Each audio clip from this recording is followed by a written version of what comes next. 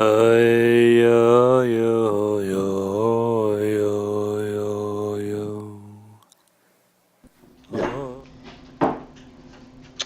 All right, so we are back to starting where we started. The line begins with the word bozeh.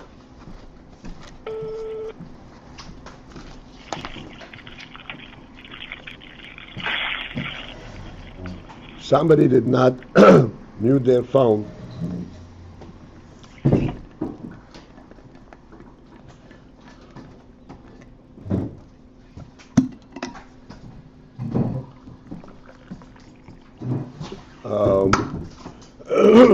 So specifically, we are engaged in identifying the difference between what's called ha'ora, oir, and shefa.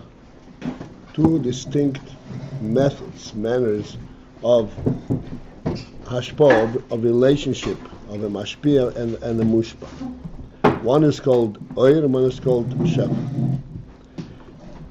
Thus far we discussed shefa with three different levels of illustrations.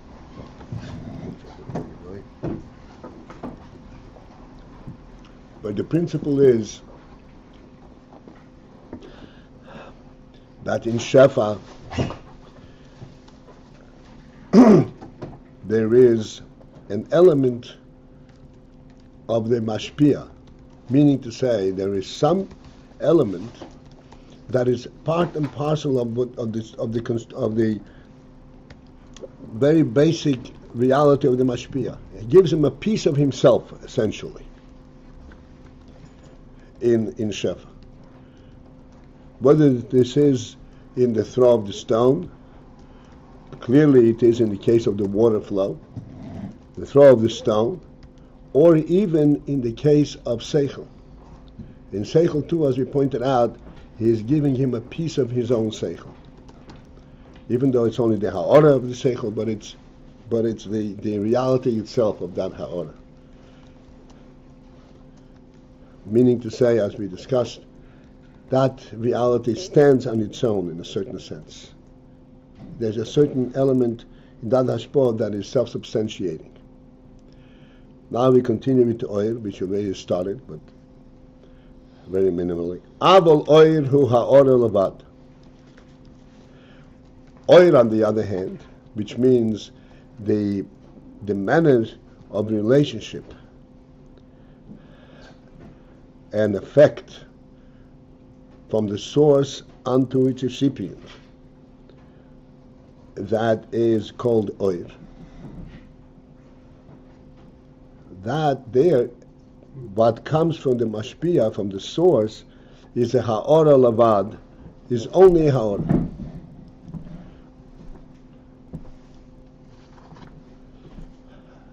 But that's not sufficient, because seichel is also a ha'ora, as we said.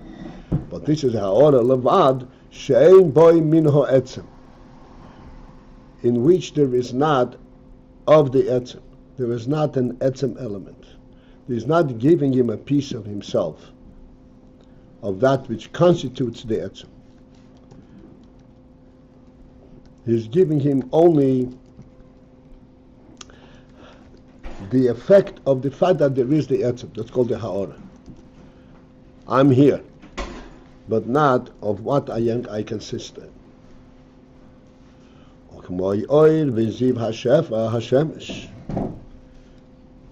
As in the case, as an example, oil viziv hashemesh, the light and the ziv of the shemesh.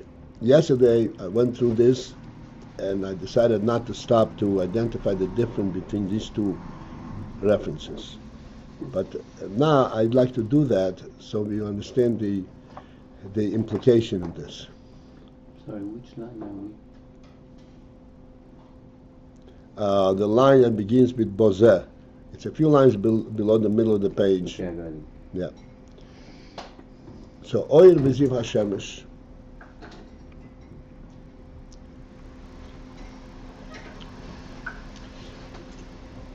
These two words seem to be referring to the same thing, but they really are not. they're certainly pointing, denoting a different aspect of it. Oir, light, is that which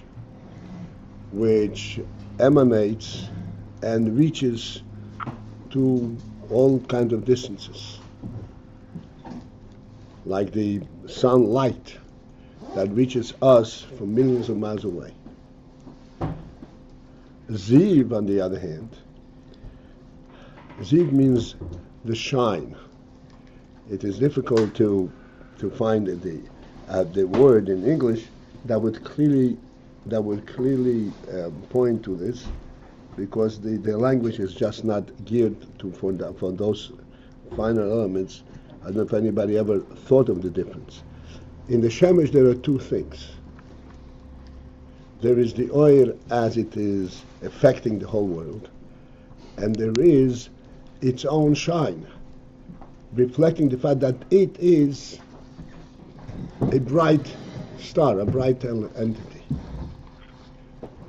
This Ziv is pointing not what the Shemesh is bestowing to the world, but it's pointing to what the Shemesh is. It's the shine of the Shemesh. Like the word Ziv is used sometimes to denote a Ziv ponim, Ziv cluster. It says by us a Ziv cluster, which means a living face, a face with an enthusiastic face, has a Ziv, has a shine. That shine does not spread. It remains attached to the source. But this is the shine of the source. It is reflected of how the source, how the person is currently actually experiencing. It means Ziv. So oir is something which spreads forth at a distance. Ziv is something which is at a much higher level, which actually stays put with the source. It's like if you could look directly at the sun and you see that it's bright, or... Right, that's what Ziv is. But even if you don't look directly on the sun, the oil is also the Ziv. The oil tells you what the sun is. The oil is not meant, so to speak, in terms of the sun, like in the Shefa. In the Shefa, it is meant to affect the Talmud. The oil is also a Ziv HaShemesh. Except we call it oil because we're the recipients of it. We benefit from it. But as far as the sun itself is concerned, it is the extension, or it is the further coarsifying or lowering the Ziv element, creating an element of the Ziv that has an independent effect. But essentially it is all Ziv HaShemesh. The sun is shining. Oir, even oir. So as we're going to see now inside, so this oir v'ziv HaShemesh, she'ein mugdar u'mutar b'zeh, where the sun is not bounded, that's called geder, umutrod, or preoccupied in this effect. Ve'ein oipoyel bei shum shinoi klal. And this flow of oir and ziv from the shemesh does not have any effect on the shemesh, on the sun at all. Shum shinoi klal, any change. The sun is not involved in producing, involved. Sure, the sun is involved in, because it is a reflection of what the sun is, but it does not involve the sun to produce it. It is automatic. It's an automatic reflection of what the sun is. Ziv, that's a Ziv. That Oyer is also, Ziv clearly states that, but even Oyer is the same thing. A Rav and Talmud, when the Rav is teaching his Seichel, the Seichel is also a reflection of the Rav. This is Sichloi, this is his Seichel.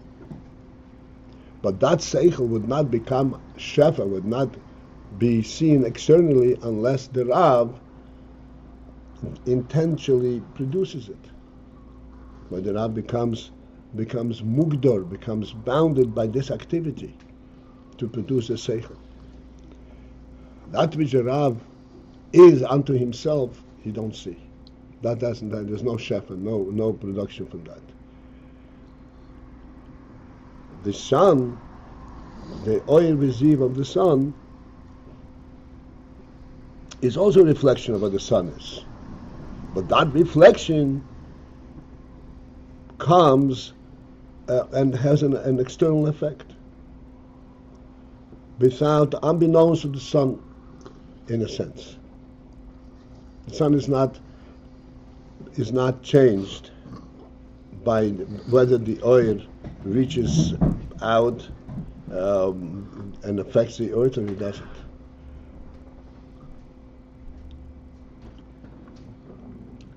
So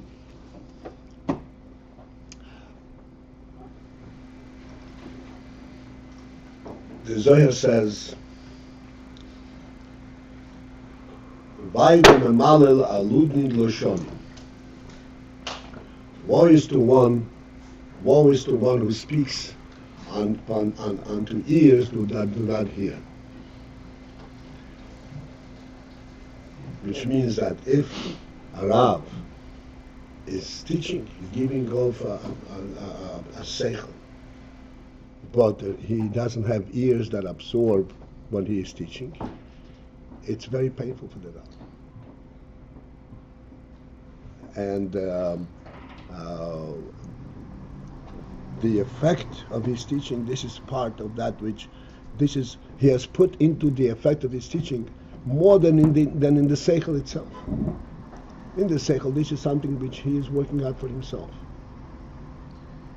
The intent of giving it out of teaching is something which is even deeper than because this is ultimately what affects. This is his effect, his purpose in life, in the world, to affect the world. That's more hashpah. That's like hashpah. Hashpah, yeah. That's hashpah. He's affected by it. Yeah. He's affected by it. He's preoccupied by it, and it makes a difference to him. There's a story of the Rebbe started by the Fabringen one time, when the Rebbe spoke about the Rebbe Rashab, that the Rashab visited Dr. Freud in Vienna. So wherever the conversation there was, but then Freud advised the Rebbe that there should be a feedback from the Chassidim, from his teaching, that there is an effect, that they had absorbed this learning, and there should be feedback. By our Rebbe,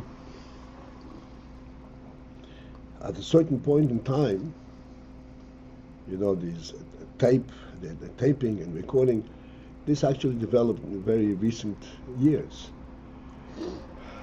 In very early years, when this first came out, they had these big, huge tape recorders with two wheels and all that. They even started using this one Rebbe, but the cassettes and this came much later. So they asked the Rebbe about recording this to the Fabringen.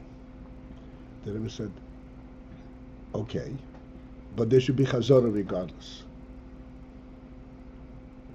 And the Chazorah should be independent of the recording. You shouldn't sit there and listen to the recording and repeat the words. You should, do you ever see you never saw the Chazorah. Chazorah, they sit, a group of people, sometimes a large group of people, and they nitpick. He said this word, he said this word. Mm-hmm.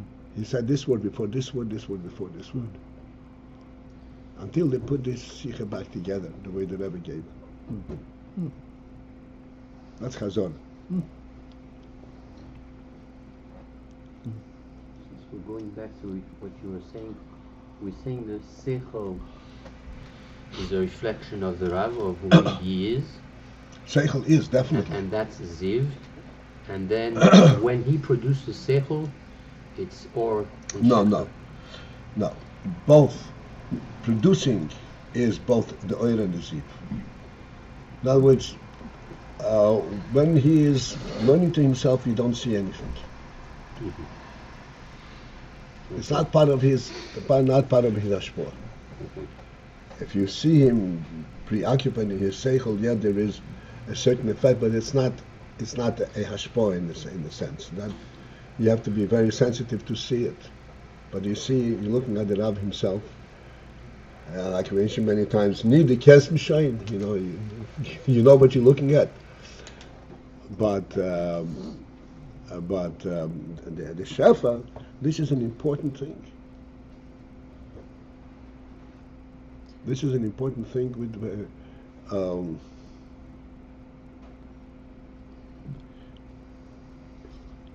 There are stories about it that a Talmud, a Chassid, was dearer to the Rebbe than his own child. There are stories about it, daughter of his.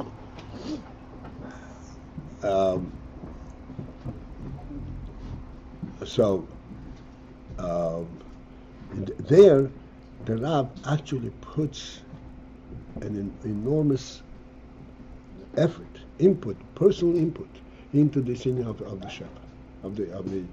In other words, when the Rav is teaching a seichel, which is, as you said, ha'ora sichle, this is his seichel, he's giving, no, but it's not that. He is giving the guv ha'ora sichle.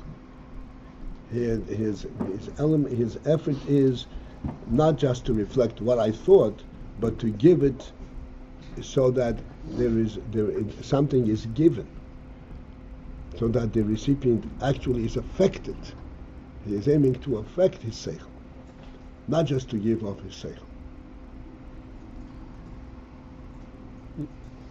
You're going back to Hashpah. No, yeah, I'm going back and forth because I'm going to contrast this now to the shefa, to the oil hashemesh. Right. And oil hashemesh, there is not this element. This element that it aims to affect and give light and illumine the earth does not have. There is two elements, as we said, oil and ziv. Oil is that which actually takes effect. Ziv is only reflective that there is a sun. But in either case, there is not a preoccupation on the sun's part to produce it in order to take effect.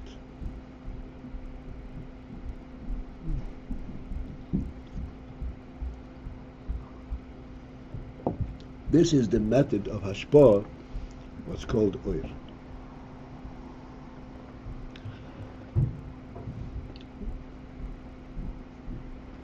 There's a profound element in oir that really it's impossible for us to really to understand. And that is that even though oir is b'derech memela, is effortless, and it's just a reflection of what the moir is, not the element that the moir wants to be mashpia, to affect. So in the case of the sun, we can readily relate to it because the sun actually cannot withhold itself. It comes automatically. But in the case, as we're going to see in the Chayes HaNefesh and so forth, the Nefesh is not compelled to give off this oil, to give Chayes. There the Chayes comes volitional. And even so, it is still called oil, not shefa.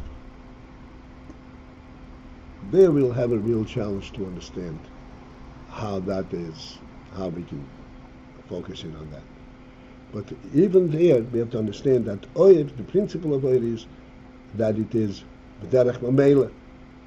There is the moyer, therefore there is oil. It's a reflection of the moyer. It is not the effect, the attempt of the moyer to produce oil.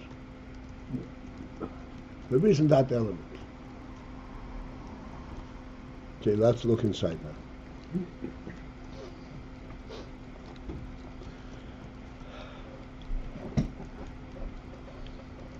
I'm going back to the top of this line, Bazer, so that you will see the significance of every point. Avol oir hu ha'ora levat, shein ba min ho'etz.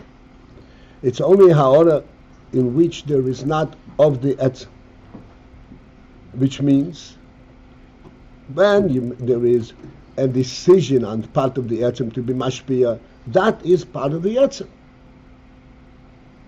It is an etzem element that compels this hashpah.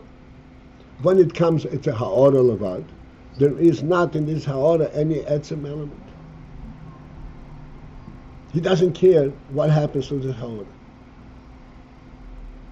So he is personally not involved as the etzem. Ein bo mihu etzem. Ukmo yoy v'ziv hashemesh, as in the case of Beis hashemesh, she'ein mugdar umutro b'zeh, where the shemesh is not bounded, which means you cannot define the shemesh is now mashpia oir. Mutrod, or torud, or preoccupied with it. The shemesh itself, as an etzem, is not preoccupied. And this ha'ora, the fact that the ha'ora comes forth from it, does not affect any change in the shemesh. The way in other places in Chassidus where this is discussed more definitively, the union that ain't a prayer b'shum shina, it goes to the extent of saying that the sun is producing light, but and there is a cloud, and the cloud blocks the light from reaching the earth. The sun is not affected by this. Now that sounds very kind of a superficial type of thing, but it's very real. Because in case of, as I pointed out, in the case of the Rav, when he's teaching the same thing, but if und nid lo shamin, it's a tremendous pain. It has to be received, and not only has to be received, there has to be feedback. Like Bamrem, there was feedback, because there is a whole etzem in it.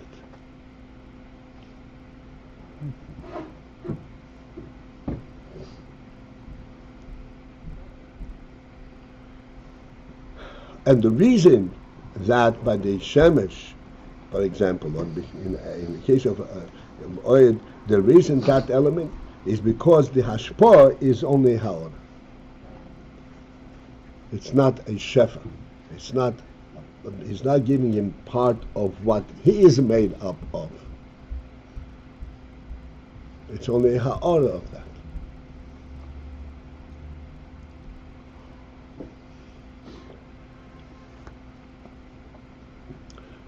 Let me stop for a moment and see if I can point to that, and then we'll go to that.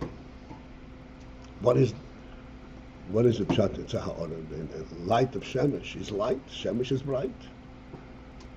How is it different? Whether it's yes, the etzem or not be etzem. So we said because the shemesh is not occupied, not intending to this either.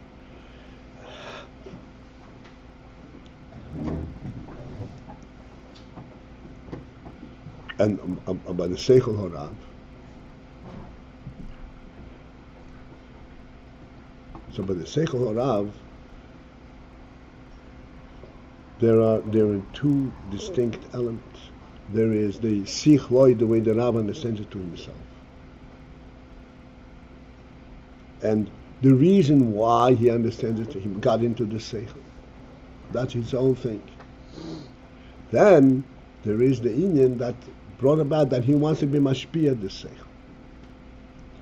The reason that he wants to be mashpia the seichel is not identical with the reason why he got into the seichel in the first place. Two different things completely.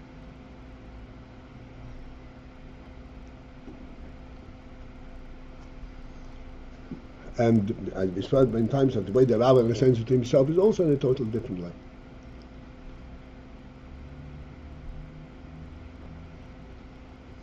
Whereas, so that's what he's giving. There's yesh then there's a piece of himself, piece of the etzem, because it's a separate decision and a separate element that he found himself what he wants to be mashpia and why he wants to mashpia. What is the cause for this mashpia?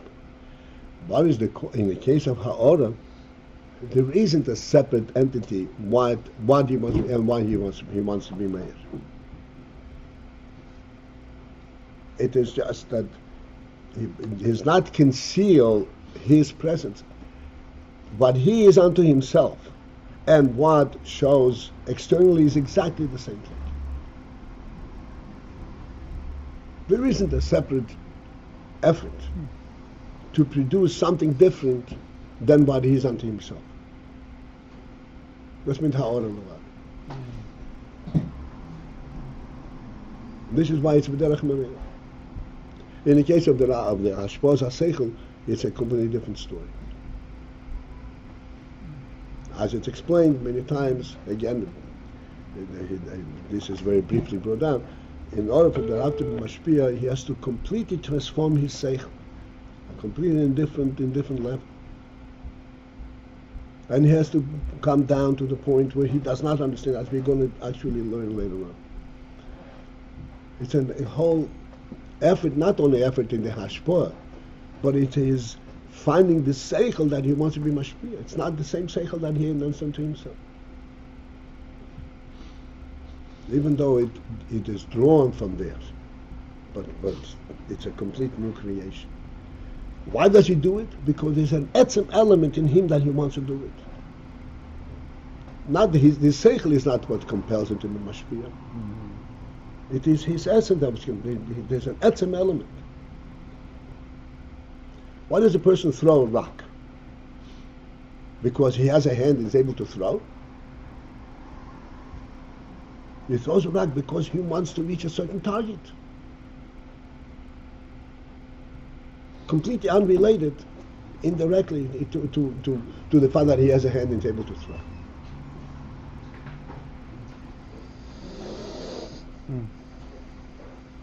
As a matter of fact, in throwing, he has to limit his hand and focus it, make throwing. If he were allowed to throw a wild throw, he would throw much further. That's not what he's trying to do.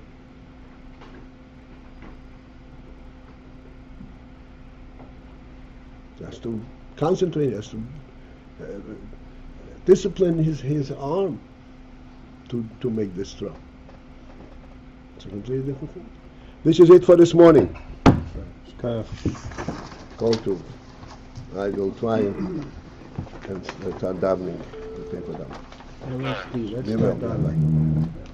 Went really well last night. Huh? Went really well last night. Yeah, Baruch Hashem. Between the letter and between the presentation that we made, we handed everybody, I handed everybody like a pack of slides, and we went through them very, macabre, not a problem, nobody had a problem. Baruch Hashem, everyone was on board. Almost everybody showed up. Almost everybody showed up. I imagine so, yeah. Was he there or you kept him out? No, we kept him out. Yeah, good.